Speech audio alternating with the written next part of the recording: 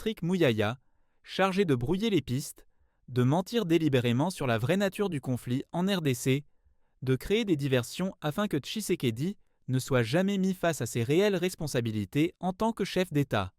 Lui et son chef disent partout que le mal est connu, que c'est le Rwanda. Est-ce la réalité ?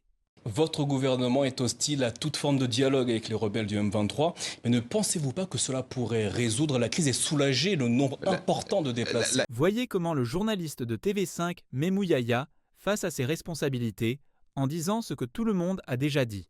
Le dialogue est le seul moyen qui puisse ramener la paix en RDC.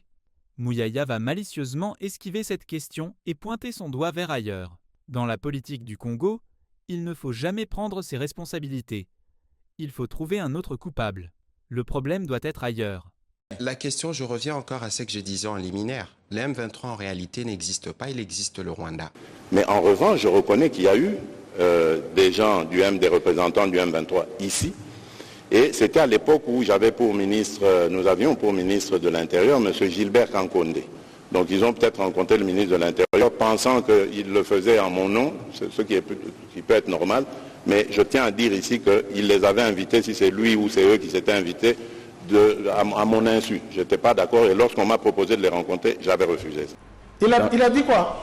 Il a été saisi en retard pour recevoir ces gens, mais ces gens étaient déjà dans la capitale. Est-ce que vous trouvez ça normal? Le premier citoyen, le premier vice-ministre en charge de l'Intérieur, qui est un ministère pratiquement régalien, de la souveraineté d'ailleurs, proche de la présidence de la République. Et celui qui détenait ce ministère, ce n'est pas un membre du PPRD, ni de AFDC, ni de l'UNC, ni de PALU, ni du MLC, UDPS. Très proche également du président. Très proche du président. La lettre est là. Allons-y. Oh, mais là, c'est une révélation, là, depuis sommet. Elle date du 12 février 2021. Allons-y. Numéro 25 bar CAB bar VPM var ministère intérieur bar CAC bar KM bar 125 bar 2021. Allons-y. La lettre est adressée à qui? À qui? À son excellence, monsieur le président de la République, chef de l'État, avec l'expression de mes hommages les plus différents. Palais de la Nation. Objet, oui.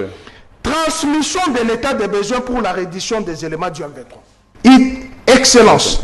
Une délégation officielle du M23 séjourne à Kinshasa depuis le mois d'octobre 2020. Oh, là c'est...